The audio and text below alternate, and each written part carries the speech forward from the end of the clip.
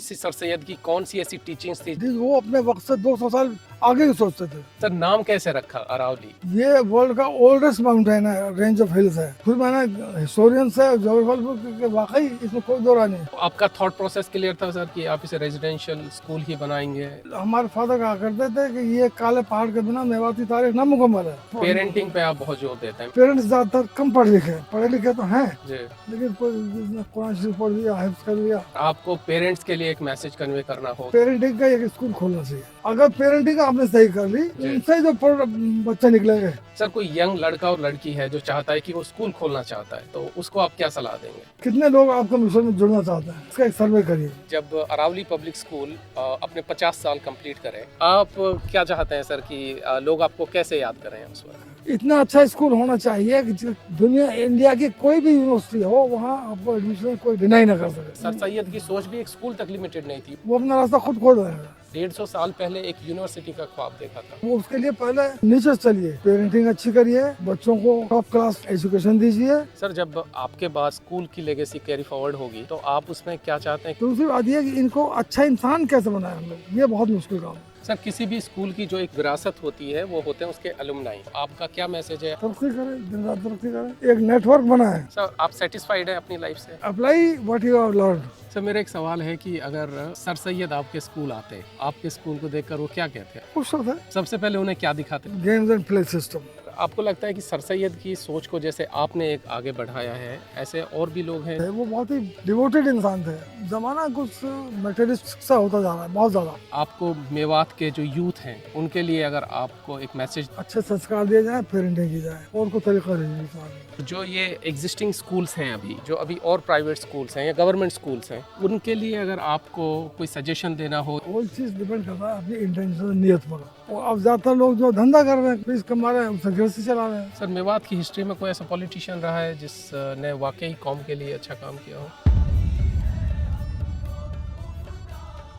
ए अलीगढ़ ए जवां किस्मत दबिस्ताने कुहन, अकल के फानूस से रोशन है तेरी अंजुमन, तेरे पैमानों में लर्जा है शराबो इल्म फ़न, हश्र के दिन तक फला फूला रहे तेरा चमन, रूह सर सैयद से रोशन तेरा में खाना रहे, रहती दुनिया तक तेरा गर्दिश में पैमाना रहे। सर सैयद अहमद का नाम जब भी लिया जाता है तो तालीम, तरक्की और इंसानी खिदमत की तस्वीर जहन में आती है। उन्होंने एक ऐसे तालीमी इंकलाब की शुरुआत की जिसने न सिर्फ एक कौम बल्कि पूरे मुल्क की सोच बदल दी। उन्होंने कहा था कि किसी भी मुल्क और कौम की तरक्की तालीम के बिना मुमकिन नहीं। आज के दौर में ये बात जितनी कल सच थी उतनी ही आज भी। आज के हमारे मेहमान जनाब इसराइल साहब ने इन्हीं वसूलों पर चलते हुए एक स्कूल कायम किया जो सर सैयद की सोच का एक अमली नमूना है। आज हम उनसे जानेंगे कि कैसे उन्होंने सर सैयद के ख्वाब को हकीकत में बदल दिया। सर बहुत बहुत शुक्रिया, आपने अपना कीमती वक्त निकाला। बहुत बहुत शुक्रिया। सर आपने अपनी ज़िंदगी का एक बहुत ही खूबसूरत हिस्सा एजुकेशन के मिशन को डेडिकेट कर दिया। हर मिशन की एक शुरुआत होती है। मैं ये सफ़र शुरू से समझना चाहूँगा कि सर आपका बचपन कैसा था, उस वक्त का क्या माहौल था और एजुकेशन को लेकर लोगों में क्या रुझान था? मेरी पैदाइश 12 मई 1941 को मौजा गुलालता, एक गांव है, बहुत छोटा गांव है। उस वक्त तकरीबन 200-250 घर थे उस गांव में, वहाँ हुई। मेरे वालिद खेती बाड़ी करते थे और हम 11 बहन भाई थे। मैं भाइयों में सबसे छोटा था, 3 मुझसे बड़े थे और 3 बहनें मुझसे छोटी थी। तो हम टोटल 11 थे, लेकिन पढ़ाई लिखाई का कोई गांव में इंतज़ाम नहीं था, कोई प्राइमरी स्कूल भी नहीं था। सिर्फ एक मस्जिद में मकतब था जो मौलाना नमाज़ पढ़ाते थे, वही एक मकतब चलाते थे। तो वहाँ कुरान शरीफ और थोड़ी बहुत उर्दू जी। वहाँ बच्चों को पढ़ाई जाती थी। गांव में चूँकि कोई प्राइमरी स्कूल नहीं था और अब पढ़े तो पढ़े, वालिद हमारे चाहते थे कि ये पढ़ने लिखने में कुछ उन्हें लगा कि ये ठीक है, जी। तो उन्होंने ये कहा कि चलो तुम्हें किसी सरकारी स्कूल में दाखिल करते हैं। जी। तो गांव से मैंने कुरान शरीफ याद पढ़ा और थोड़ी सी उर्दू। जी फिर वालिद साहब ने मुझे दर्जा 3 में डायरेक्ट पहली दूसरी तीसरी पढ़ी में वहाँ एक ढोला राम मास्टर थे बीसरू में, जी वहाँ दाखिला दिला दिया। वो करीब 3.5 किलोमीटर हमारे गांव से पैदल आते थे, पैदल जाते थे, जी। और कोई जरिया नहीं था। पूरे गांव में किसी के पास साइकिल भी नहीं थी। अच्छा, गांव बीसरू में सरकारी स्कूल था उस वक्त? हाँ, बीसरू हमारे गांव से 3.5 किलोमीटर है, जी तो वहाँ पढ़ने जाते थे। वहाँ स्कूल था, जी। वहाँ लोअर मिडिल स्कूल था, क्लास 6 तक, ओके। उसको लोअर मिडिल कहा करते थे।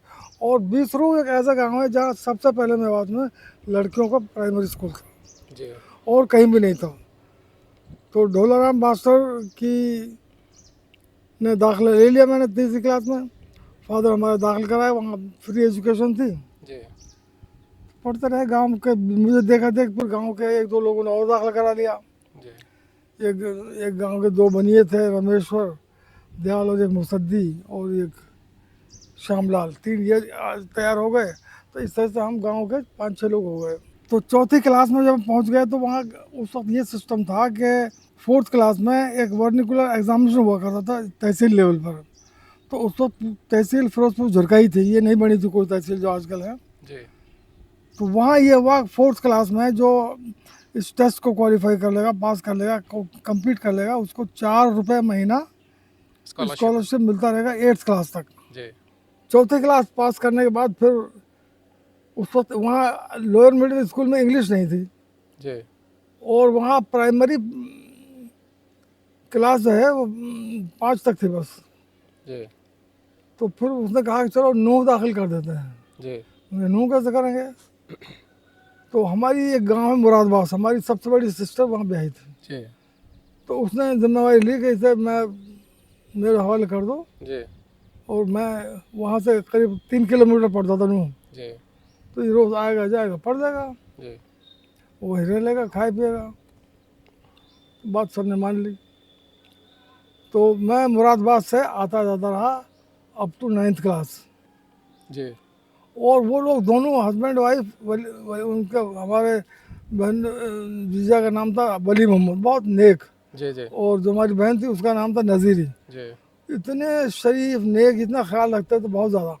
नूह में कौन से स्कूल में आपने एडमिशन? ब्रेन में हाई स्कूल में। ब्रेन में हाउस। एक ही हाई स्कूल था जी पूरी जी। मेवात में, कोई स्कूल पुराने में भी हाई स्कूल नहीं था, अच्छा ओके। कहीं भी हाई स्कूल नहीं था। जी सिर्फ एक ब्रेन में हाई स्कूल था। ब्रेन चूँकि डिप्टी कमिश्नर थे, FL ब्रेन, जी जी उसने ये चौधरी यासिन से कह करके इन्होंने ये स्कूल बनवाया। जी। इसका नाम रख दिया गया ब्रेन मेव हाई स्कूल। और अच्छा पूरी मेवात ने इसके ज़मीन पे 2 पैसा पर बीघा जी जी चंदा उगाया था। FL ब्रेन ने तहसीलदार को ऑर्डर कर दिया था कि भाई ये चंदा वसूलना है। जी तो ये चंदा आ गया और एक शानदार बिल्डिंग बनकर तैयार हो गई। जी FL ब्रेन इत्तेफाक से बड़े क्रिएटिव थे। वो 4-5 साल DC रहे यहाँ गुड़गांव में। जी उस वक्त ये गुड़गांव बहुत बड़ा डिस्ट्रिक्ट था। इसमें फैज़ाबाद, पलवल, और ये रेवाड़ी, ये सब उसी में आती थी। जी जी तो वो फिर हमने वहाँ से 10th का इम्तहान दिया। तो 10th का पहली मरतबा सेंटर बना नूह में। जी वो पहले वो दूसरी जाते तो इत्तेफाक में तो सूट कर गया, वो पढ़ रहा है, अच्छी बात है। इम्तहान हो गया। इम्तहान में इत्तेफाक से मेरे हाईएस्ट नंबर आ गए। उस ज़माने में हार्ड मार्किंग होती थी, जी बहुत आसानी से फर्स्ट डिवीज़न नहीं मिलती थी किसी को, बहुत कम। नसरुद्दीन सेकंड आया, मैं फर्स्ट आ गया। एक दबीर लड़का था वो फर्स्ट आया, फिर एक भगवत प्रसाद था वो आया। जी वालिद साहब को हमने कहा कि भाई रिजल्ट तो आ गया, जी अब क्या करें, यहाँ तो है ही नहीं 10 क्लास आगे पढ़ाई। जी उसने कहा कि जेठाना में एक महमूद है रुस्तम का लड़का, जी। उससे बात करते हैं, वो अलीगढ़ पढ़ता है, अच्छा अच्छा। जो अब कर्नल की पोस्ट से रिटायर हुआ। तो आपसे पहले भी मेवात से अलीगढ़ पहुंच चुके थे? हाँ, लोग? पहुँच चुका था। जी गर्मी की छुट्टियाँ थी, गांव में गया जेठाने में। जी तो मैं उससे मिला कि यार अगर दाखिला मिल जाएगा क्या हमें? क्या हाँ बिल्कुल मिल जाएगा, चलो यूनिवर्सिटी खुल रही है, मार्कशीट तो तुम्हारी इतनी अच्छी है जी कि तुम्हें तो स्कॉलरशिप भी मिल जाएगा, और जनरल मेरिट स्कॉलरशिप मिल जाएगा, स्टूडेंटशिप मिल जाएगा। जी तो हम उनके साथ चले गए और हमें दाखिला मिल गया। और खुदा की मेहरबानी देखिए कि मुझे दोनों स्कॉलरशिप मिल गए जी ऑन मेरिट बेसिस पर। तो मैंने वहाँ उस वक्त प्री यूनिवर्सिटी कहलाती थी, 11वीं को प्री उसी साल शुरू हुई थी, तो मैंने वहाँ पढ़ाई शुरू करी। 11th में 11वीं में ही आप अलीगढ़ हाँ हाँ पहुँच गए? पहुँच गया था, अच्छा, ओके। करता रहा पढ़ाई। तो फिर वहाँ 12th के बाद कंपटीशन होता था इंजीनियरिंग के लिए, जी। तो उसमें 50% कोटा था यूनिवर्सिटी के अपने बच्चों के लिए और 50% बाहर वालों के लिए था। जी। तो मैं उसमें बैठा और मैं इंटरनल कोटे में आ गया और मेरी 3rd रैंक थी जी। और मैंने सिविल अडॉप्ट किया। हालांकि लोगों ने कहा तुमने इलेक्ट्रिकल क्यों नहीं अडॉप्ट किया, मैंने कहा ना हमने सिविल अडॉप्ट कर लिया। हाँ सर, उस वक्त अलीगढ़ का माहौल कैसे था, अगर उसको आपको बयां हाँ, करना उस हो? वक्त अलीगढ़ में डॉक्टर जाकिर हुसैन गए थे और कर्नल जैदी आए थे, जी, वाइस चांसलर। Vice chancellor. जी। जाकिर हुसैन ने पार्टीशन के बाद स्कूल यूनिवर्सिटी को संभाला जी। और उसको लोगों को में कॉन्फिडेंस डेवलप किया, वरना लोग टूट गए थे। जी। बड़ी मेहनत की, बड़ी दानिशमंदी से, और नेहरू से उनकी दोस्ती थी। तो नेहरू ने कहा कि जाकिर तुम अलीगढ़ को संभाल लो, वरना अलीगढ़ गया तुम्हारे काम से। जी। जाकिर साहब जामिया छोड़ने को तैयार नहीं थे, लेकिन दबाव दिया इन्होंने भी और मौलाना अबुल कलाम आज़ाद ने भी, जी। दोनों दबाव दिया थी, आ गए। जब मैं पहुंचा था इनका टर्म ख़त्म हो गया था। उसके बाद ये कर्नल जैदी आए, ये नवाब रामपुर के मिनिस्टर थे। उसका ज़माना ठीक रहा, पीसफुल रहा। उसके बाद आए तैयब जी। वैसा अलीगढ़ का माहौल अजीब व गरीब पाया मैंने वहाँ पे। जी। वहाँ उस वक्त टोटल स्ट्रेंथ अलीगढ़ के कुल 3500 बच्चे थे टोटल, जी। और रेजिडेंशियल यूनिवर्सिटी थी, तो उसमें डे स्कॉलर बच्चे ना के बराबर थे। कौन कौन से हॉल थे उस टाइम सर? उस वक्त वहाँ 4 हॉल थे सिर्फ, जी। ससेद hall, Aftab hall, VM hall. Viqarul Mulk hall, VM hall, एक अब्दुल्ला हॉल था लड़कियों का। जी। जी, अच्छा, यही 4 थे। हाँ, सर सुलेमान हॉल, उसमें इंजीनियरिंग के तलबा ही रहते थे। आप कौन से हॉल में थे सर? मैं वीएम हॉल में था। अच्छा, वीएम हॉल। कौन से हॉस्टल में? मैं भी वीएम हॉल में रहा हूँ शुरू के दिनों में। हाँ, मुजम्मिल में था। अच्छा, मुजम्मिल में। लाइब्रेरी थी उस टाइम पे? बाद में बनी ये जो मौलाना आज़ाद लाइब्रेरी के नाम से एक बहुत बड़ी लाइब्रेरी बनी, जी। जो आई थिंक एशिया की one of the most famous library है। जी, आज भी। इसको इनॉग्रेशन कराना था, तो तैयब जी ने जवाहरलाल नेहरू से रिक्वेस्ट किया कि भाई आप मौलाना आज़ाद के बहुत करीब रहे हैं जी। और हमने उसके नाम पर एक लाइब्रेरी बनाई है, आप उसको इनॉग्रेट कर दीजिए। जी। उसने कहा ज़रूर। हालांकि बहुत टाइट शेड्यूल था उसका, जी। लेकिन वो तैयार हो गया। वो तैयार हो गए तो वो हेलीकॉप्टर से आए, और जो क्रिकेट पवेलियन है जस्टिस हॉल के पास, जी। जी। वहाँ उनका हेलीकॉप्टर उतरा। सारे लड़के वहाँ पहुँच गए थे शेरवानी पहन करके। फिर रात को डिनर हुआ, जी। और नेहरू ने स्टेज बना था, नेहरू डिनर साथ किया बच्चों के, जी। बिठा दिया, डिनर लिया, बहुत शानदार डिनर, और स्पीच थी। जवाहरलाल नेहरू की स्पीच बहुत अच्छी थी। जी। फिर स्टूडेंट्स यूनियन के प्रेसिडेंट उनसे मिले कि साहब लड़कों को एड्रेस कर दीजिए यूनियन हॉल में। जी। तैयार हो गए वो। तो वो जब ऊपर छत पर चढ़े जहाँ से एड्रेस करते हैं, तो प्रेसिडेंट ने उसके कान में कहा साहब यहाँ फॉरेनर भी हैं हमारे यहाँ, जी। अफ्रीका के उस वक्त लड़के बहुत थे वहाँ पे, अफ्रीकन जी। कंट्रीज के। वो समझ गया कि मतलब इंग्लिश में बोलूँ मैं ये जी, कि जी। यस, तो उसने इंग्लिश में स्पीच दी। जी। और प्रेसिडेंट यूनियन ने मेडिकल कॉलेज की डिमांड रखी जी। कि साहब यहाँ एक मेडिकल कॉलेज भी होना चाहिए। तो उसने कहा वाई नॉट। ये नेहरू ने कहा वाई नॉट, मेडिकल कॉलेज। और उसके फर्म एश्योरेंस पर उस मेडिकल कॉलेज का नाम अभी जवाहरलाल नेहरू मेडिकल कॉलेज रखा गया, जी। क्योंकि उन्होंने बहुत ही उसी टाइम तय हो गया था कि ये उसी टाइम पे हो गया कि जब भी बनेगा जवाहरलाल नेहरू, तो जेएनएमसी जिसको आज बोलते हैं। खैर चले गया था। उसी दौर में होता था कि यूनिवर्सिटी में इंजीनियरिंग कॉलेज में एक एग्जीबिशन लगा करते थे, जी। बच्चे मॉडल तैयार करते थे हाँ। और दिखाते थे, एग्जिबिट करते थे शाम जी। को। तो मुझे ये मॉडल मिला कि अगर कोई आदमी विदेश चला जाए जी। और उसके पास कुछ गमले हैं और वो घर में कोई नहीं लॉक करके जाना चाहते हैं 1 महीने के लिए, जी। तो कोई ऐसा तरीका निकालो कि बिना पंपिंग के, बिना सर्वेंट के, बिना माली के हाँ। ये गमले सूख ना पाए, इनको पानी मिलता रहे जी। Without any attendant. तो ये तो बड़ा टेढ़ा मामला था भाई, बिना पानी कैसे होगा। तो वो जो मकान मालिक थे, एक ड्रम दे सकते हो मुझे? जी। हाँ दे देंगे।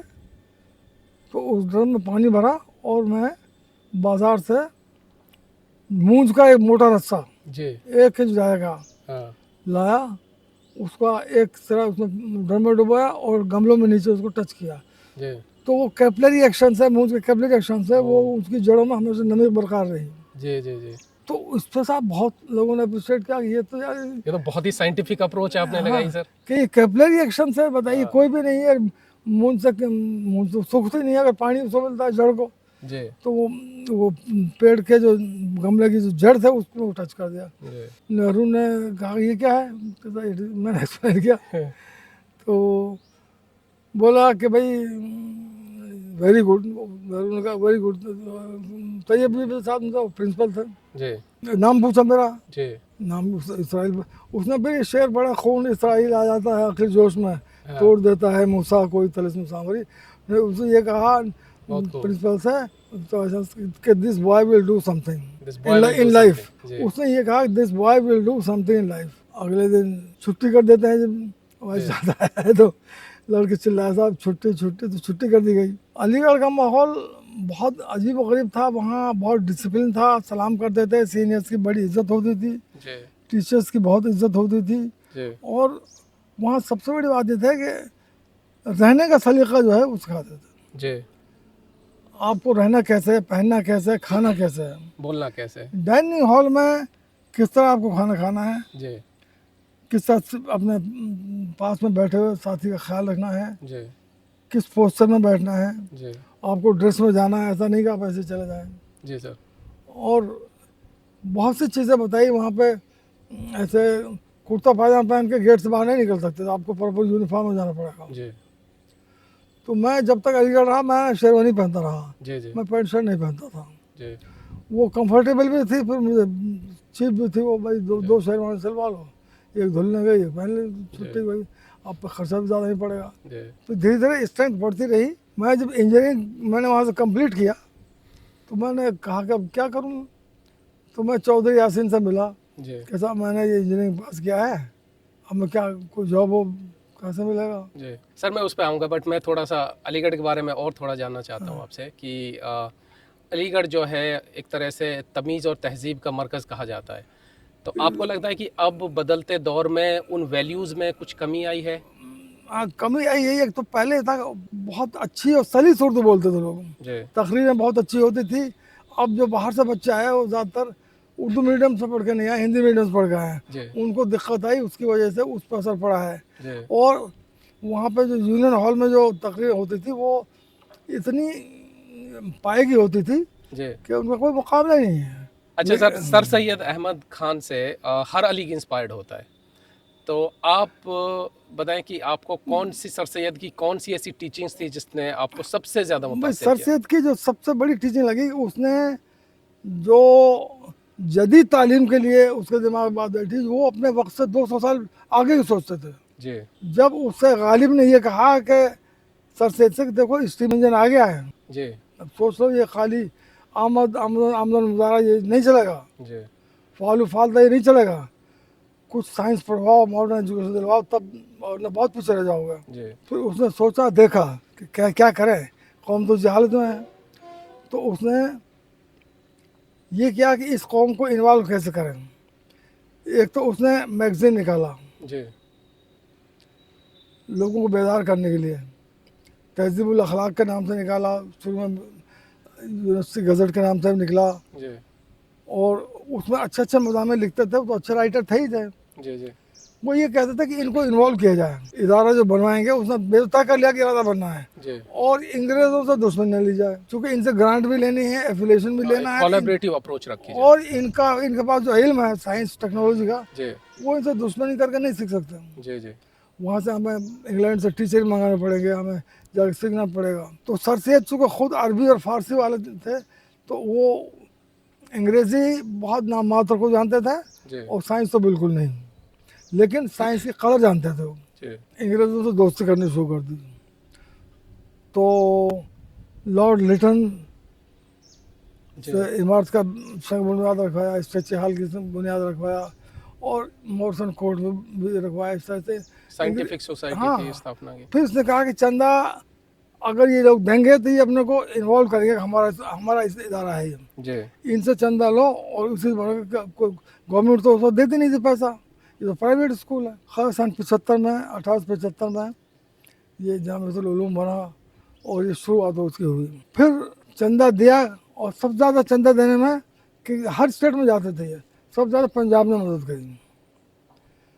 पंजाब उसको डिवाइड नहीं था, वो बहुत बहुत हेल्प करते थे और कई जगह हो गए वो चंदा करते थे, यहाँ तक कि इसके लिए कोई स्टेज प्रोग्राम भी करना पड़े ना, डांस भी करना पड़े तो वो भी कर दो। जी कई लोगों ने कहा कि साहब वो तवाइफ हो से तुम ले लो चंदा के, ले लेंगे, जी उससे हम गुस्सा खाने बनवा देंगे, लेटरिन बनवा देंगे, क्या फ़र्क पड़ता है। जी माहौल समझने के लिए इनके जो इदारे हैं इनको देखा जाए ये कैसे चलाते हैं जी और वहाँ माहौल क्या है।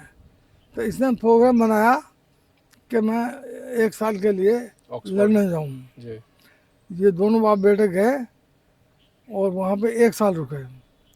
फिर ये ऑक्सफोर्ड और कैम्ब्रिज दोनों यूनिवर्सिटीज़ को देखा, लाइब्रेरी देखी, उनकी जो अंजुमन है, उनकी सोसाइटीज़ है, क्लब है, खेल के मैदान सब देखे। जी और वहाँ पे उसको जब ये लंदन में थे तो विलियम मोर थे यहाँ पे यूपी के गवर्नर। जी उसने नबी करीम की शान में गुस्ताखी लिखी, उसने बहुत नाजेबा अल्फाज इस्तेमाल करे, तो सर सैयद ने कहा कि इसका जवाब देना ज़रूरी है।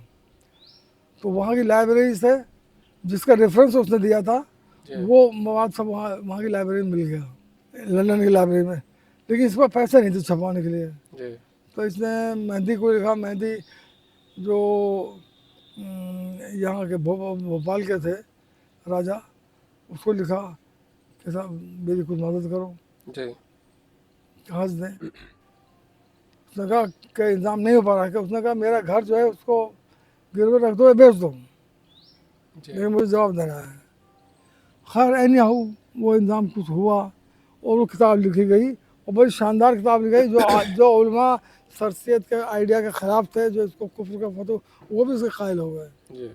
तो इत्तेफाक से यूपी इरीगेशन में मेरा एज असिस्टेंट इंजीनियर मेरा सिलेक्शन हो गया और मेरी पोस्टिंग ऋषिकेश में हो गई as assistant engineer, UP irrigation department. वो एक बहुत बड़ा तीर्थ स्थल है ऋषिकेश और गंगा के किनारे पे है। तो वहाँ मैं करीब 2 साल रहा। उसके बाद वहाँ से मेरा ट्रांसफ़र हुआ कालागढ़। वो एक रामगंगा डैम बनाया, एक नदी है रामगंगा, उसका एक डैम बना के वहाँ पे एक हाइडल प्रोजेक्ट का प्रॉब्लम था। तो वहाँ पे 70-80 इंजीनियर्स काम करते थे, मेरी भी शिफ्ट में ड्यूटी लग गई। तो वहाँ क्वार्टर फ्री था।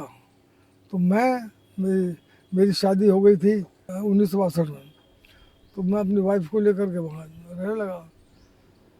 तो कालागढ़ में रहा मैं करीब 2.5 साल। तो वहाँ प्रोजेक्ट पर मैंने लर्निंग बहुत करी, कंक्रीट टेक्नोलॉजी की पूरी मैंने मुझे ज्ञान वहीं से हुआ, कैसे होता है, स्ट्रेंथ कैसे आती है and how to do it. और इसमें इंग्रेडिएंट्स जो हैं ख़ासतौर से सैंड और स्टोन, इनका क्या रोल है, फाइन सैंड और कोर सैंड में क्या फ़र्क है, तो वो वहाँ जाके सब कुछ मालूम हुआ।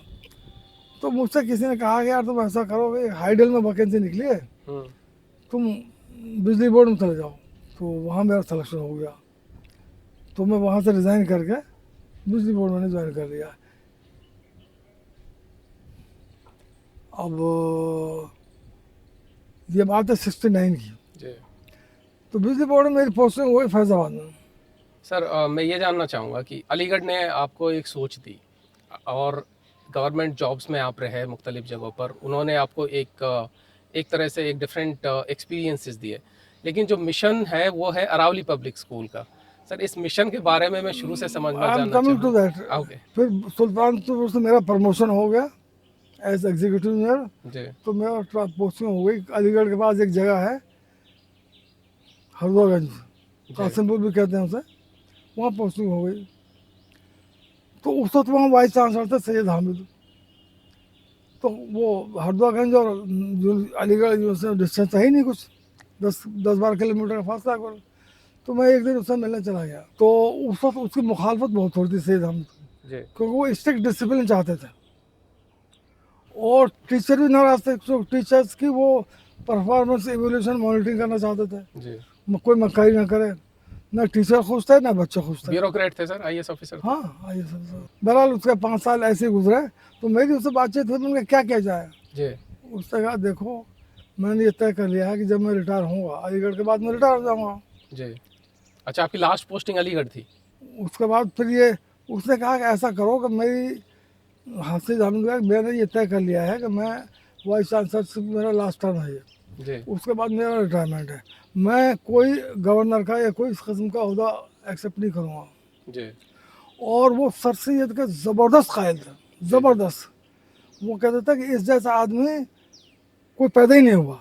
जी वो तो कहते थे, वो उसको तो पैगम्बरों से भी ज़्यादा उसको दर्जा देते थे कि ये इतना दूरअंदेश आदमी जो अब से 200-250 साल आगे ही सोच रहे, ऐसा आदमी कहाँ मिलेगा आपको। जी तो उसने कहा मैंने ये तय किया कि मैं कोई जॉब नहीं करूँगा। और मैंने कहा फिर आप क्या करेंगे कि मैं एजुकेशन के मामले में बेदारी लाऊंगा, कारवा निकालूंगा ऑल ओवर इंडिया, जी लोगों को जगाऊंगा, ये करूँगा वो करूँगा। अच्छा।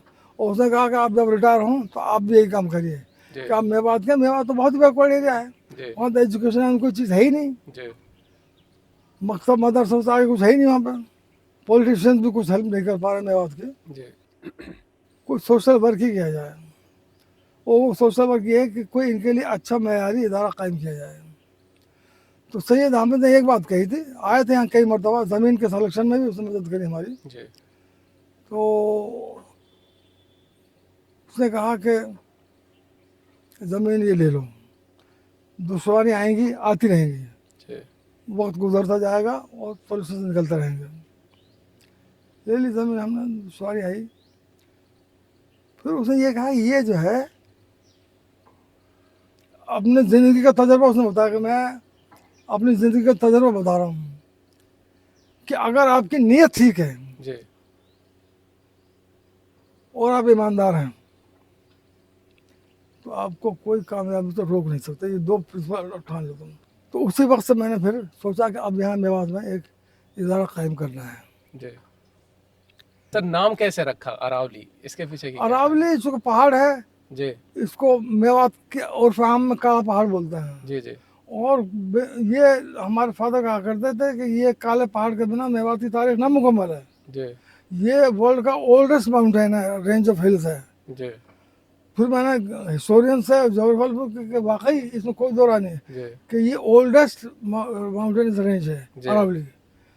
तो मैंने कहा कि अरावली हम किसी बाप दादा के नाम पर नहीं रखेंगे, किसी के नाम पर नहीं रखेंगे, नेचर के साथ चलेंगे।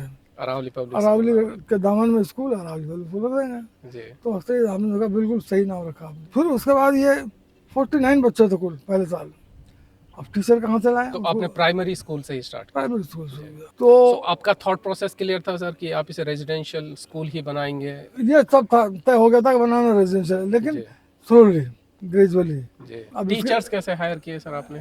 टीचर्स टीचर्स आई फैकल्टी? में जी तो हमने कहा क्या करें, सही हमने कहा कि ऐड निकाल दो। मैं ऐड में तो बहुत पैसा लगता है।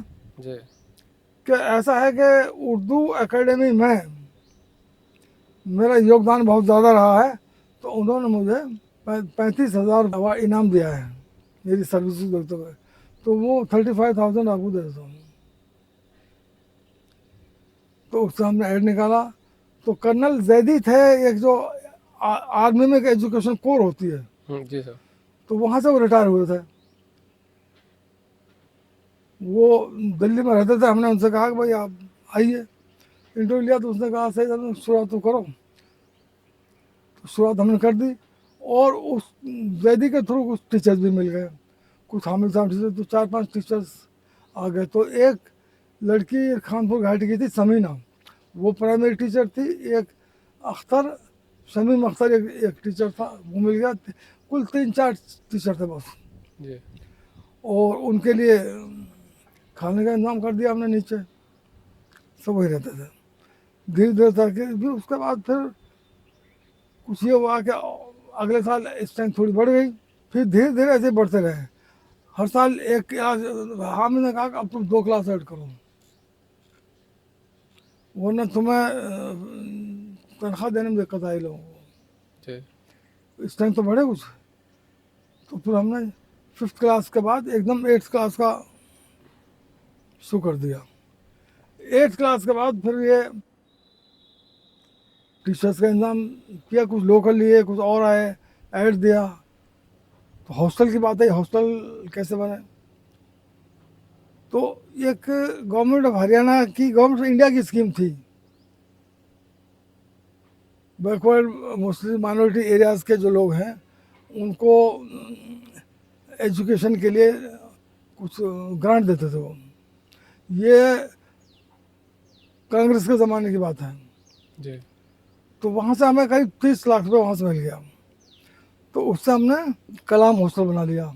जी फिर और कोशिश करी हम लोगों ने, तो एक इस्लामिक डेवलपमेंट बैंक जद्दे में है उसका हेडक्वार्टर, उनको हमने अप्रोच किया। उनका जो हेड कन्वीनर था वो हैदराबाद में रहता था, वो आया, विज़िट किया तो बड़े खुश हुए देख करके, और उन्होंने हमें एक गर्ल्स हॉस्टल के लिए पैसा सेंड कर दिया। तो उसके नाम पे एक आयशा हॉस्टल बना दिया। जी इसी तरह से सिलसिला चलता रहा और हमने फिर अप्लाई कर दिया एफिलिएशन के लिए। जी एफिलिएशन हमें मिला, वहाँ की टीम आई, बोले तुम ऐसे बैकवर्ड एरिया में, जंगल में, वीराने में कहाँ चक्कर पड़ रहे हो? मैंने कहा यही तो कमाल की चीज़ है, यही तो काम है, यही तो असल काम है, जिसको कोई करना नहीं चाहता जी तो हम करेंगे। खैर एफिलिएशन हमें मिल गया 10th क्लास तक का, सीबीएसई बोर्ड से। CBSE से। कौन से ईयर में? ये मेरा शायद 2005 में। अच्छा ओके। फिर हमें एक बहुत अच्छा प्रिंसिपल मिल गया, एमएन हसन, जी मुंशी नाजमुल हसन, ये बंगाल का था। ये सरदार पटेल स्कूल दिल्ली में है, वहाँ टीचर था ये। जी तो हमने इसको अप्रोच किया तो ये तैयार हो गया। उसने फिर इतनी जी जान से मेहनत करी, इतनी जी जान से मेहनत करी कि वो जान डाल दी स्कूल में। जी वो अच्छी ब्रिलियंट था, जीनियस था, और उसने साइंस पे खास तवज्जो दी और लड़कियों की एजुकेशन बहुत तवज्जो दी। तो उसके बाद नेक्स्ट ईयर भीड़ लग गई एडमिशन की। एडमिशन हुए, हॉस्टल मिला, डे स्कॉलर भी आए, बैंक से लोन लेके बस भी खरीद ली। बैंक फाइनेंस करती थी भाई, 5 साल में रिपे करना, आपको EMI बन जाएगी। जी इसी तरह से ये काम होता रहा। और फिर एक गवर्नर थे खिदवाई साहब, उस गवर्नर थे खिदवाई साहब, उसका नाम था पूरा अखलाकुर रहमान खिदवाई।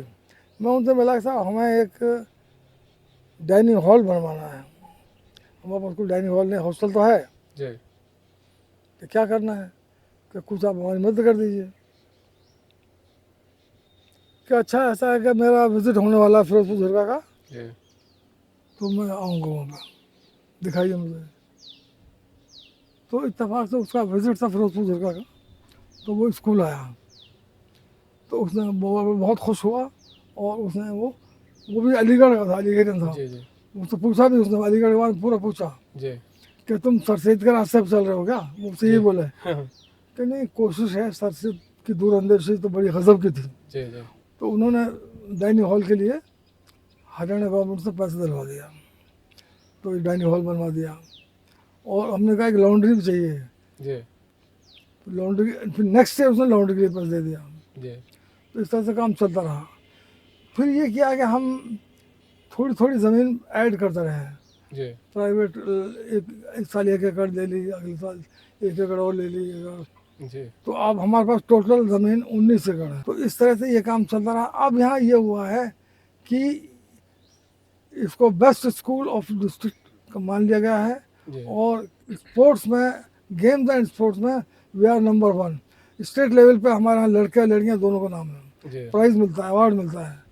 और हमारे यहाँ के जो फारिग तहसील हैं, जहाँ से पढ़ के निकलते हैं, घर कोई नहीं बैठा है, कोई बिजनेस कर रहा है, कोई जॉब कर रहा है, कोई हायर स्टडीज़ में जा रहा है, जी कोई कुछ कर रहा है, सब कर रहे हैं।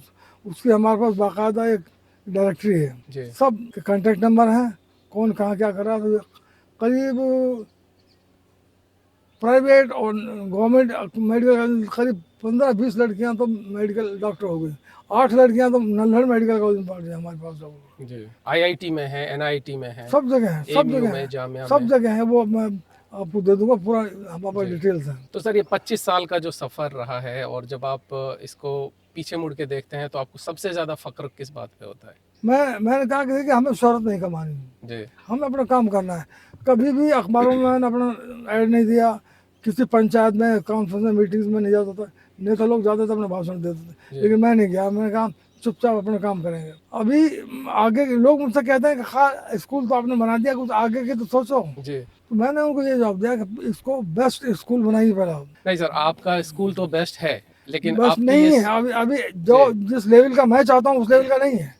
जब तक यहाँ के बच्चों का दिमाग खुल नहीं जाएगा, एक्सेलेंट नहीं होंगे, इनको दाखिले तो बेस्ट यूनिवर्सिटीज में अपने आप मिल जाएंगे। जी, आपको यूनिवर्सिटी बनाने की जरूरत नहीं है, आपकी ज़मीन भी गवर्नमेंट ले लेगी और बच्चे बाहर के एडमिशन लेंगे, आपको तो दाखिले भी मिलेंगे। सर आपके दिल के किसी तो मेरा ये है कि किसी कोने अपनी में ये ख्वाहिश नहीं है कि इसको आगे अपनी स्कूलिंग बढ़िया करो, इसको दाखिला यूनिवर्सिटी तक लेके जाया जाए? यूनिवर्सिटी तक लिए। यूनिवर्सिटी तो इंडिया में एक से एक अच्छी है। जी, अगर आपके प्रोडक्ट अच्छी है तो ये लोग वहाँ जाएंगे, दो फायदे होंगे उससे। जी, यहाँ मेवात में रहने से ये इनका जो इंटरेक्शंस है वो यहीं के लोकल लोगों में होगा ज़्यादातर। जी, और वहाँ बाहर जाएंगे तो वहाँ एक से एक इंटेलिजेंट बच्चे, हर कम्युनिटी के, हर कल्चर के लोग आएंगे। जी। और तो उससे दिमाग खुलेगा, आपका पर्सनैलिटी इम्प्रूव होगी, विजन होगा, कॉन्फिडेंस बढ़ेगा। जी। वो यहाँ नहीं हो पाएगा। तो सर अब आपके बाद आपके बच्चे आपकी लेगेसी को कैरी फॉरवर्ड करेंगे। अगर उनका विजन है यूनिवर्सिटी बनाने का तो यूनिवर्सिटी बनाने की ज़रूरत नहीं महसूस कर रहा हूँ अभी। यूनिवर्सिटी इंडिया में है कि जो DU है, जी, जवाहरलाल नेहरू यूनिवर्सिटी है, और नॉर्थ कैंपस है दिल्ली का जी, है, लेकिन इसमें मेरिट से होता है एडमिशन। जी, तो आप उस कैटेगरी के बच्चे पैदा करिए, दाखिला वहाँ मिल जाए। जी, आपको यहाँ मिल जाएंगे, आपका जो लोकल बच्चे भर लेंगे उसमें इंटरेक्शन नहीं होगा, आपस में जी, डेवलपमेंट नहीं होगा, जी, खुलेंगे नहीं और एडजस्ट करना नहीं सीखेंगे वो लोग। जी, टेक्निकल कोर्सेज, इंस्टीट्यूट को लाई जाए, जी, क्योंकि अब टेक्नोलॉजी का ज़माना है और आर्टिफिशियल इंटेलिजेंस आ रहा है जी, और हर चीज़ बदल जाएगी। जी। जो काम घंटों में होते थे वो चंद मिनट में हो जाएंगे। तो आपकी क्या सोच है, इंजीनियरिंग कॉलेज स्टार्ट करने का है या? नहीं, इंजीनियरिंग कॉलेज तो बिल्कुल नहीं है। जी, इंजीनियरिंग कॉलेज तो जिन लोगों ने खोले वो सब बंद कर दिए लोगों ने, जी, उनका कोई स्कोप नहीं है। अब तो ऑटोमेशन का ज़माना आ रहा है, जी, हर काम मशीनों से हो रहा है और इसमें AI का बहुत बड़ा रोल होगा। जी। तो अगर करना भी है तो टेक्नोलॉजी की तरफ जाइए। सो टेक्नोलॉजी में क्या सोच है आपकी कि कुछ शॉर्ट टर्म कोर्सेज चलाए जाएं या? नहीं, पहले तो ये कि अभी जिस लेवल पे मैं चाह रहा हूँ कि ये स्कूल आए, हरियाणा का बेस्ट स्कूल हो जाए, नॉट ओनली गुड़गांव, जी, तब लगेगा हाँ यहाँ के बच्चे तो फिर तो कहीं भी जाएंगे, उनको कोई डिनाई नहीं कर सकता एडमिशन के लिए। जी। और सारी ताकत इसको एक्सेलेंस पे लगाइए, क्वालिटी पे लगाइए। तो उसके लिए रोड मैप है सर कि कैसे उसके आप लिए इसको रोड बेस्ट रोड स्कूल में बनाएं? अच्छी फैकल्टी लाइए, जी, उनका एक्सपोजर दीजिए बच्चों को लेबोरेटरी में, खेल में, हर जी, चीज़ में इन्वॉल्व करिए और उनसे इंटरेक्ट करिए। जी, और जो डे टू डे जो हो रहा है उसको जो सीखा उन्होंने उसको अप्लाई करें, ये कैसे हो रहा है, क्यों हो रहा है, जी, तब दिमाग खुलता है। ऐसा कुछ होता नहीं। इंक्विजिटिवनेस बढ़ानी है, सवाल पूछे बच्चे। हमें पेंशन मिलती है 1,42,000, हमें कोई दिक्कत नहीं है, घर अपने पास है। तो हमने स्कूल को जरिया आमदनी के जरिए नहीं बनाया, स्कूल चला। तो सर अभी आपका स्कूल सिल्वर जुबली सेलिब्रेट कर रहा है, इसको 25 साल हो गए हैं। हाँ, तो आप जब ये 25 साल का सफ़र देखते हैं तो आपको कैसा महसूस होता है? मुझे अच्छा महसूस होता है, कुछ अचीवमेंट है, जी, लेकिन बहुत कुछ करने की ज़रूरत है। असल मकसद ये है कि बच्चों को जहानत, इंटेलिजेंट और इस लायक बनाइए कि वो आने वाले समय को पहचाने और जी, उस हिसाब से काम करें। अगर आर्टिफिशियल इंटेलिजेंस का ज़माना आ रहा है जी, तो उस लाइन में चलिए। ज़माना इतनी तेज़ी से बदल रहा है, इतनी तेज़ बदल रहा है कि हर आन बदल रहा है। जी। आपको अगला पल क्या होगा आपको नहीं मालूम। तो ये आर्टिफिशियल इंटेलिजेंस के दौर में अब साइंस एंड टेक्नोलॉजी का दौर है सर, कंपटीशन बहुत बढ़ गया है, उसमें आप मेवात को कहाँ देखते हैं? तो सर ये पेरेंटिंग पे आप बहुत जोर देते हैं, मैंने जितने भी पेरेंटिंग पे आपके। मैंने कई सेशन किए हैं। जी, पेरेंटिंग पे कई राइटर्स की किताबें भी हमने पढ़ी हैं। जी, सक्सेसफुल पेरेंट्स की कई किताबें, मुर्रा की किताब पढ़ी है और हमने पेरेंट्स को बुला के यहाँ मीटिंग भी करी है। तो पेरेंट्स ज़्यादातर कम पढ़े लिखे हैं, पढ़े लिखे तो हैं जी, लेकिन कोई जिसने कुरान शरीफ पढ़ लिया, हिफ्ज़ कर लिया। बगल में जो स्कूल है यहाँ पे हिफ्ज़ कराते हैं। जी, मैंने उनसे कहा कि भाई तुम हिफ्स तो करा रहे हो, कुरान शरीफ तो अरबी में है, जी हिफ्स करा दी, लेकिन हाफिज बन गए वो, जी लेकिन उसके मायने तो समझते ही नहीं। जी और जो खुतबा देते हो अरबी में, जुमे के रोज़ वो भी अरबी में देते हो, वो भी किसी को समझ नहीं आता। तो क्या मैसेज करना चाहते हो, कुरान की तालीमात क्या हैं, अल्लाह कुरान में क्या चाहता है बंदों से, इसमें जबकि इसमें हिकमत भी है, हिदायत भी है, सब कुछ मौजूद है, नूर भी है। जी तो वो तो रटवा के तुमने ख़त्म कर दिया, वो उसका असल जो मकसद है हिदायत का, जी वो तब आएगा जब इसको उनके दिलों में उतारोगे कुरान की तालीमात को, और वो तब आएगा जब अरबी ज़बान सिखाओगे। तो सर अगर आपको पेरेंट्स के लिए एक मैसेज कन्वे करना हो इस मीडियम से तो आप क्या कहना चाहेंगे उनको? मैं तो ये सोच रहा हूँ कि पेरेंटिंग का एक स्कूल खोलना चाहिए। पेरेंटिंग का ही एक स्कूल खोलना चाहिए। हाँ, ओके। और जो गार्जियंस वाकई इंटरेस्टेड होंगे वो आएंगे, पहले उनको पढ़ाइए आप, तब वो अच्छी नस्ल अच्छे बच्चे आपको दे पाएंगे। सर ये तो बहुत ही थॉट प्रोवोकिंग कॉन्सेप्ट है जो आपका है, बट नहीं, ये तो बहुत दिन से हमारे दिमाग में है कि हम, ये कैसे मुमकिन होगा सर? ये मुमकिन नहीं होगा कि ये कुछ नहीं, लेकिन 5% 7% गार्जियंस ऐसे हैं जो अपने बच्चों को आगे बढ़ाना चाहते हैं। तो उसमें क्या टीचिंग्स होंगी पेरेंट्स के लिए सर? पेरेंट्स के लिए उनको पहले हम सिखाएंगे साफ सफाई, हाइजीन, जी। पोस्चर्स, मैनर्स, एटिकेट्स, ये सब है। आपका प्लान है सर रावली में ही उसको स्टार्ट करने का? अरावली में ही शुरू करेंगे, नेक्स्ट ईयर में, नेक्स्ट ईयर का प्लान है आप? Next year plan. तो उसमें प्रॉपर एडमिशंस होंगे कैसे सर, कैसा ये? नहीं, इसको हम ये चाहते हैं कि इसको हम ऑलमोस्ट फ्री करना चाहते हैं, वरना कोई आएगा ही नहीं। जी सेलेक्टेड पेरेंट्स के लिए एक क्लासरूम होगा। सर फ्री की चीज को भी लोग सीरियस नहीं लेते हैं। लेते नहीं, लेकिन इनके बस का नहीं है, जो बच्चों की फीस भी नहीं देता है, इतना तंग करते हैं बच्चों की फीस देने में, पूछो मत। और कुछ लोग तो कहते हैं भाई फीस को नहीं दे रहा है, दे देंगे हम, कोई गाँव से थोड़ी भाग जाएंगे, जी नहीं देते फीस। हर साल हमारा 1-2 लाख रुपये डूब जाता है, नहीं देते। तो वो लोग नहीं देते हैं जो दे नहीं सकते हैं, या नहीं, कुछ तो होते हुए भी लोग नहीं देते? होता, कुछ तो ऐसा है, 1-2% साथ रियल मजबूरी हो सकती है, कुछ हो सकती है। बच्चों को की आदत भी खराब कर रहे हैं, बच्चों को इतने पैसे दे जाते हैं कि जाओ तुम ढाबे से ये खा लो, वो खा लो, वो जो जंक फूड है जी। उसको बढ़ावा दे रहे हैं लोग, उससे और सेहत खराब होगी। तो पेरेंटिंग का स्कूल जो आप क्लासेस स्टार्ट करेंगे तो इससे आपको लगता है कि सोल्यूशन निकलेगा? इसको ये है कि इसको डे स्कॉलर रखेंगे, जी और ये लोग इनके में, इन सबके पास बाइक वाइक सब है, ये ट्रांसपोर्ट अपनी लाए। तो इसके लिए अलग से फैकल्टी हायर करेंगे जो एग्जिस्टिंग फैकल्टी? इसके लिए गेस्ट फैकल्टी रखेंगे हम, जी। कभी आपको बुला लिया, जी कभी 1-2 आप जो रिकमेंड करें उसको बुला लेंगे, जी रिटायर्ड प्रिंसिपल्स को बुला लेंगे, जी और जो बहुत अच्छे जो सोशल वर्कर्स हैं उनको बुला लेंगे। जी इसमें मेरा ख्याल है कि इसके लिए अलग से फैकल्टी मिलनी तो मुश्किल है, क्योंकि इसकी पढ़ाई होती नहीं है। जी कभी कभी जामिया से या अलीगढ़ से जो टीचर्स ट्रेनिंग वगैरह के जो उनको, उनके प्रोफेसर्स को बुला लेंगे। सर ये आपका बहुत ही अच्छा एक कॉन्सेप्ट नहीं, है, बहुत अगर अच्छी आपने सोच है। पेरेंट्स को बिना, पेरेंट्स का जहन बदले, जी आपको कामयाबी मिलेगी, लेकिन speed will be very slow.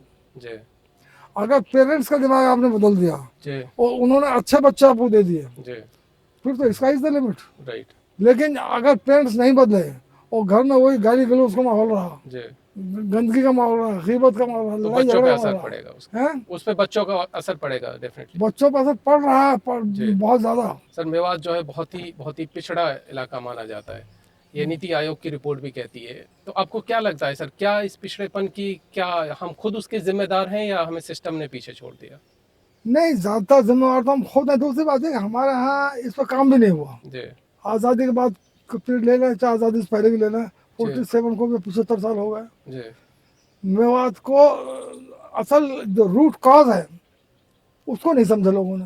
वो क्या है? रूट कॉज ये है कि इनकी पेरेंटिंग, एजुकेशन से भी बड़ा मसला है पेरेंट। वो एजुकेशन से बड़ा मसला है। अगर पेरेंटिंग आपने सही कर ली, जी थोड़ा सब्र आपको करना पड़ेगा, जी उनसे जो बच्चे निकलेंगे वो आपको रिजल्ट दे देंगे। और अगर आपने पेरेंटिंग सही नहीं की तो ये धड़ाधड़ बच्चा पैदा करते जाएंगे, ऐसे ही हमारा बेकार किस्म के बच्चा मिलते रहेंगे, आप उनसे जी। सर खपाते रहिए। जबकि पेरेंटिंग पे इस तरफ पेरेंटिंग पे किसी का मेरा ध्यान बहुत बड़ा जा नहीं रहा है फोकस, सर। बहुत बड़ा फोकस है, ये एक बहुत बड़ी प्रॉब्लम है मेवात। बहुत बड़ी problem. Parenting is a very big problem. Sir एक बहुत बड़ा तबका है मेवात में जो ये मानता है कि पॉलिटिकल लीडरशिप जो रही है वो भी कमजोर रही है। आप क्या मानते हैं? कमजोर नहीं, ना के बराबर है। ना के बराबर है। इन्होंने देखिए, जिन सियासी लीडरों ने, एजुकेशन पर तो कोई काम हुआ ही नहीं। एक ब्रेन में हाई स्कूल था, बाद में ब्रेन वो YMD बन गया, लेकिन उसकी भी हालत ख़राब है। जी वहाँ कोई लर्निंग एनवायरनमेंट भी नहीं है, वो भी ख़राब हो रहा है। जी उसको अब तक यूनिवर्सिटी बन जाना चाहिए था। जी 55 बीघा ज़मीन उनके पास मौजूद है शहर के पास, तो वहाँ भी कुछ नहीं हो रहा है। वहाँ उसमें ना टीचर फैकल्टी अच्छी है, ना बच्चे अच्छे हैं, ना कोई देखभाल है, ना कोई मॉनिटरिंग है, ना कोई परफॉर्मेंस इवेल्यूशन है, कोई सिस्टम ही नहीं। सर, आप एक विजनरी हैं और आप अपने एक्सपीरियंस से अगर आपको जो करंट पॉलिटिकल लीडरशिप है उनको कोई मैसेज देना चाहें तो आप क्या कहेंगे? मेरा ख्याल है कि अगर जो लीडर वाकई इंटरेस्टेड है तो they should give first priority should be given to education. इस पर ज़्यादा ध्यान दें, और जहाँ भी कहीं भी जाएं अपनी मजलिसों में, तकरीबों में, ये लोगों ये गाइड करें कि भाई तुम सुधरो, वक्त बदल रहा है। अगर नहीं सुधरोगे, ये आदतें ठीक नहीं करोगे, संस्कार ठीक से नहीं दोगे बच्चों को, तो तुम कुछ भी नहीं कर पाओगे, ऐसे रहोगे जैसे हो। सर, कोई यंग लड़का और लड़की है जो चाहता है कि वो स्कूल खोलना चाहता है, तो उसको आप क्या सलाह देंगे? और चूंकि अकेले ये अरावली स्कूल तो एक अकेला पूरी मिलाद के लिए काफ़ी नहीं है, जी इनको दूसरे इलाके में भी स्कूल खोलने चाहिए जी इसी लेवल के। स्पेशली गर्ल्स को ज़्यादा प्रेफरेंस देना चाहिए, पूरे ख़ानदान को, पूरे समाज को, माशरे को सुधारेंगे। जी इनका रोल लड़कों से ज़्यादा है, जी क्योंकि यही दादी बनती है, यही नानी बनती है, यही माँ बनती है।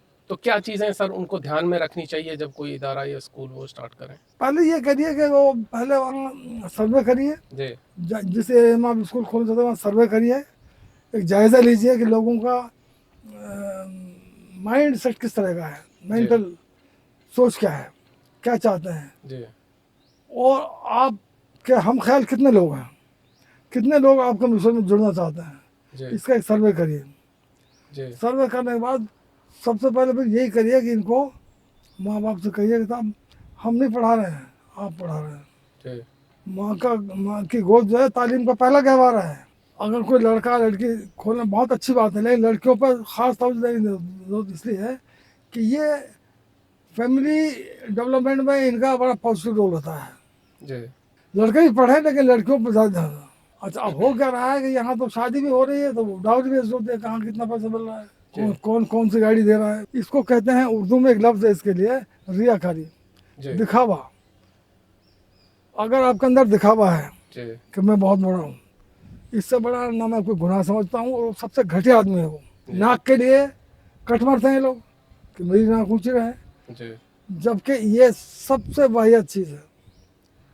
नाक के लिए न जाने क्या क्या करते हैं लोग, हमारी नाक ऊँची रहे, जी चाहे शादी हो, ब्याह हो, इवन कुछ भी हो, ये ऐसा करते हैं। तो इनको सोशली एजुकेट करिए, इनका एनवायरनमेंट बदलिए, इनका सोच बदलिए, और इनको अपने हम ख्याल बनाइए। आप ठीक है, आपके पास आला तालीम नहीं है, आप फिजिक्स केमिस्ट्री नहीं जानते, आई एग्री, लेकिन जो बुनियादी चीज़ें हैं, भाई सर सैयद के पास फिजिक्स केमिस्ट्री थोड़ी थी, जी लेकिन सर सैयद ने तो ये देखा कि भाई सोच थी, ज़माना इसी का, साइंस का। बिल्कुल। वो क्यों गए 1 साल वहाँ लंदन में रहे, यही तो सीखने गए थे कि मैं इदारा तो खोल रहा हूँ, लेकिन कैसा इदारा चाहिए, मैं इसके लिए खुद पहले इंस्पेक्शन करना चाहता हूँ जाकर। जी जो वहाँ उसने जाके देखा, क्लब हैं, लेबोरेटरीज़ हैं, लाइब्रेरीज़ हैं, टीचर्स हैं, तब उसने कहा कि मुझे ऐसा चाहिए। उसी पैटर्न पे जब इसने मिनटों से स्कूल खोला। जब अरावली पब्लिक स्कूल अपने 50 साल कंप्लीट करे, 25 अभी तो 25 किया है, जब 50 साल कंप्लीट करे फ्यूचर में, तो मैं चाहता हूँ ये मेयो कॉलेज से बेटर हो चाहिए। गोल्डन जुबली जब सेलिब्रेट करे, तो वो तो कोई और होगा। आप क्या चाहते हैं सर कि लोग आपको कैसे याद करें उस वक्त? जो तालीमी इदारों का जो मकसद है, अंग्रेज़ों ने क्या किया है, चाहे वो दून स्कूल हो, चाहे उन्होंने ये क्या बना के छोड़ते, लेकिन वो स्टिल मेंटेनिंग द स्टैंडर्ड। जी ये दूसरी बात है कि साइंटिफिक टेक्नोलॉजी में डेवलपमेंट इतने ज़्यादा हो गए कि शायद जी। उसको वो भी नहीं कैच कर पा रहे।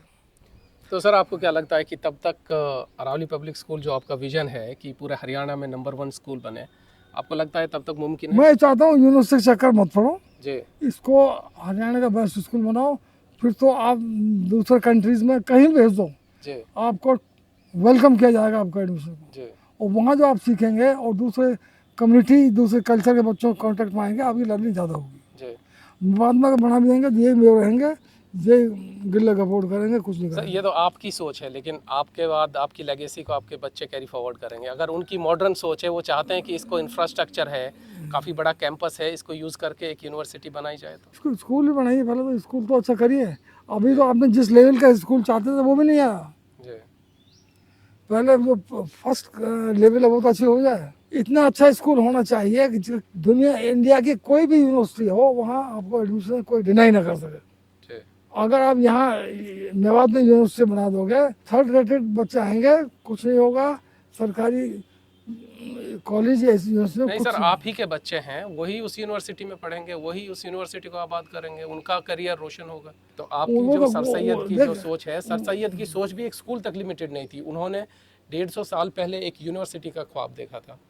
तो आपको नहीं लगता कि यूनिवर्सिटी डायरेक्शन नहीं उस वक्त तो यूनिवर्सिटी 4-6 ही थी सर से जमाना तो थी नहीं। जी अब तो सैकड़ों की तादाद में है। सैकड़ों हैं, लेकिन क्वालिटी एजुकेशन जो दे रहे हैं, जो तो मैं ये कह रहा हूँ ना, तो वो उसके लिए पहले नीचे से चलिए, जी पेरेंटिंग अच्छी करिए, बच्चों को टॉप क्लास एजुकेशन दीजिए, जी फिर उनको कोई रोक नहीं सकता। जी वो अपना रास्ता खुद खोद जाएंगे, जी वो बाहर भी जाएंगे। जी यहाँ मेवात में इतना अच्छा माहौल भी नहीं है। जी उनको बढ़िया माहौल चाहिए, जो तब मिलेगा जब साउथ के बच्चे भी आएंगे, वेस्ट बंगाल भी आएंगे, हर हर इंडिया के हर कॉर्नर से आएंगे। जी तो वो मेवात में तो नहीं हो पाएगा, मेवात में कोई नहीं आएगा। सर, जब आपके बाद जब स्कूल की लेगेसी कैरी फॉरवर्ड होगी, तो आप उसमें क्या चाहते हैं कि कौन सी ऐसी चीज़ें हैं जो जो ज़रूर हों, और कौन सी ऐसी चीज़ें जो आप कभी नहीं चाहेंगे कि मैं ये चाहता हूँ, एक तो पेरेंटिंग पर ध्यान दिया जाए, जी मोस्ट इम्पोर्टेंट है। गांव में पंचायत लेवल पे हो, स्कूल में भी हो, जो पेरेंट्स हैं कम से कम इनकी हफ्ते में 2 या 3 दिन बुला करके इनको समझाओ। जी और दूसरी बात यह है कि इनको अच्छा इंसान कैसे बनाए हम लोग, ये बहुत मुश्किल काम है। जी उसमें हर इदारे फेल हो रहे हैं। वो डिग्रियां तो दे रहे हैं, पर they are enable to make the decent person, decent citizens. जी डिसेंसी तब आएगी जब उसके लिए प्रॉपर माहौल हो, एनवायरनमेंट होगा। जब तक अच्छे टीचर्स नहीं होंगे, अच्छे बच्चे नहीं होंगे, जी तभी आएगा डिसेंसी। ऐसे थोड़ी आ जाएगी। सर, किसी भी स्कूल की जो एक विरासत होती है, वो होते हैं उसके अलुमनाई।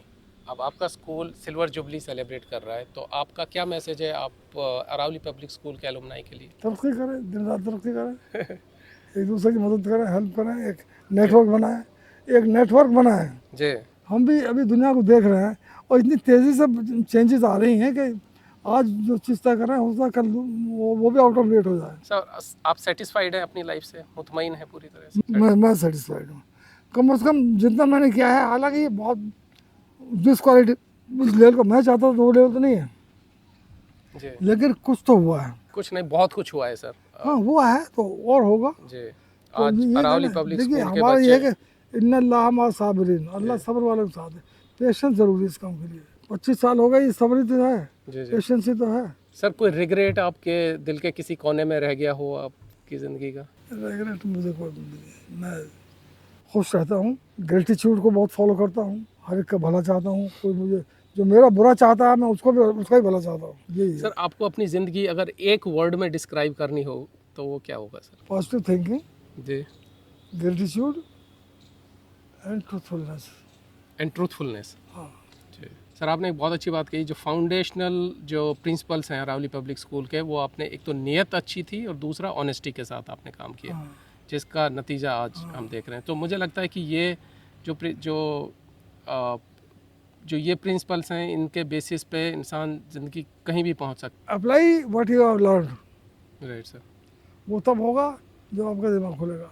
दूसरी बात ये है, बच्चों में जो गांव से आ रहे हैं उनमें इंक्विजिटिव नहीं है, वो सवाल ही नहीं पूछते। रट्टू तो पढ़ेंगे, अगर आप सवाल नहीं पूछोगे, क्वेश्चन नहीं करोगे तो क्या होगा।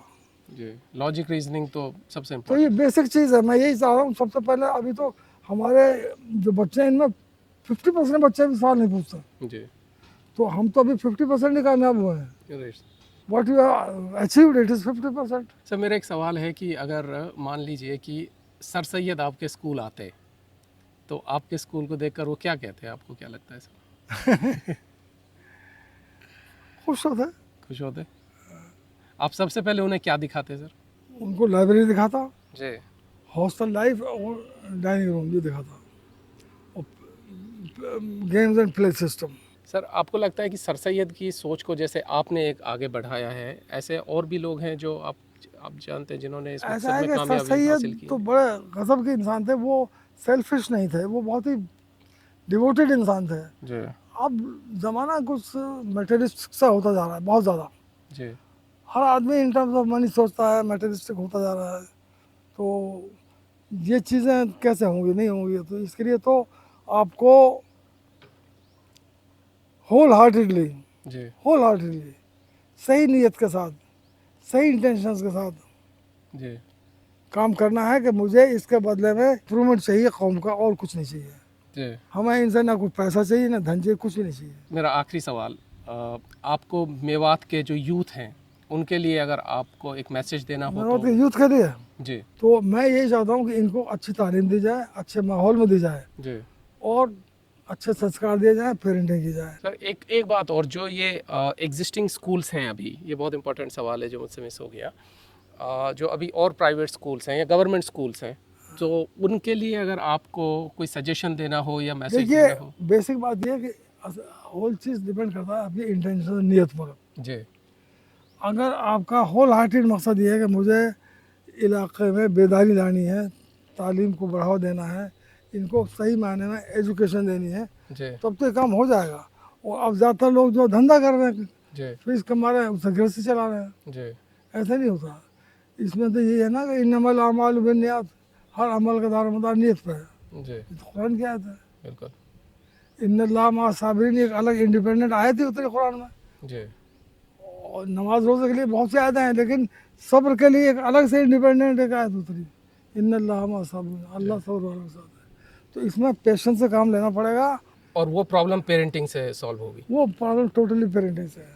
सो मेवात की यूथ को, जो जो सही मायने में जो पढ़े लिखे यूथ हैं, उनको आप क्या सलाह देंगे सर? किस डायरेक्शन में उनको जाना चाहिए? उनको आर्मी में जाना चाहिए, नेवी हाँ। में जाना चाहिए, एयरफोर्स में जाना चाहिए, समझे, और उनको बिजनेस में, प्राइवेट एंटरप्रेन्योरशिप जॉब में? में जाएं। मेवात की लेकिन हिस्ट्री में सर? उस दर्जे की पॉलिटिक्स करें जैसे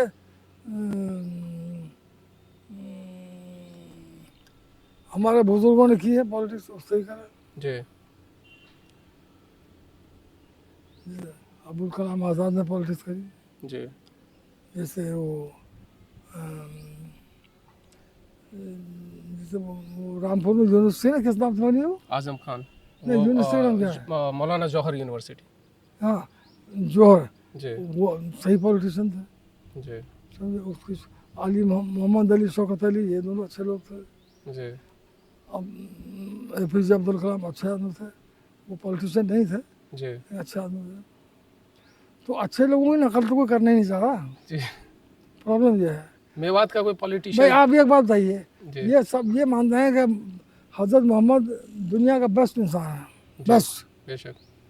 जब उसकी नकल ये नहीं करते तो फिर किसकी नकल करेंगे लोग? सर मेवात की हिस्ट्री में कोई ऐसा पॉलिटिशियन रहा है जिसने वाकई कौम के लिए अच्छा काम किया हो, सही नियत के हाँ, साथ? एक आदमी है, कम पढ़ा लिखा था वो, जी, कौन था sir? Abdul high. Abdul high. Communist था वो, जी लेकिन he was really sincere person, honest था, सिंसियर था, इसमें दो राय नहीं है।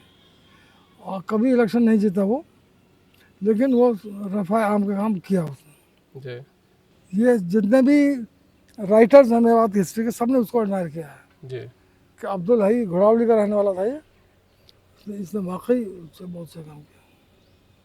जी उससे पहले मियाँ नहीं था, कुंवर मोहम्मद अशरफ थे, जी वो बाद में अलीगढ़ चले गए थे, वो भी अच्छे थे। और अब्दुल मुत्तलबी भी अच्छे थे, पर देवर नॉट म्यूज़ में तो यही था। चौधरी यासीन ने काम तो किया, लेकिन उस दर्जे का नहीं कर पाया जिस दर्जे का छोटू राम ने किया। जी छोटू राम भी उसी ज़माने के थे।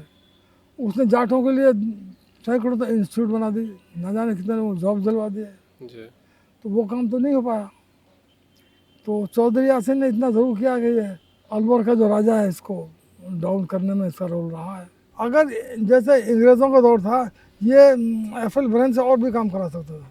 गांव में अभी भी मैं ये कहूँगा हर सरपंच को चाहिए एक लाइब्रेरी बनाए, उसके लिए एक फंड मांगे, उसमें अखबार भी आए, मैगजीन भी आए, सब आए, एक छोटी सी लाइब्रेरी और बच्चे भी पढ़ें जाके। हर गाँव में होनी चाहिए। जी, तो इस शेर के साथ इस बात को यही विराम देना चाहेंगे कि परिंदों को मिलेगी मंजिल यकीनन, ये फैले हुए उनके पर बोलते हैं, और वही लोग रहते हैं खामोश अक्सर ज़माने में जिनके हुनर बोलते हैं।